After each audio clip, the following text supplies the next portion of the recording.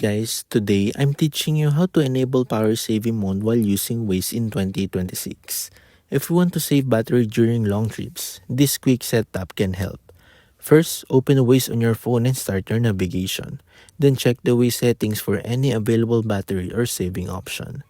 If your version includes one, turn it on. Next, open your phone settings and find battery or power saving mode. Turn on the battery saving feature to reduce power consumption while the race is running. You can also lower your screen brightness and disable unnecessary apps running in the background. For longer drives, connecting your phone to your car charger is also recommended. Keep in mind that Waze features can vary depending on your device and app version, so a dedicated power saving option may not appear for everyone. And that's how to enable power saving while using Waze. Thanks for watching and don't forget to subscribe for more Waze tutorials.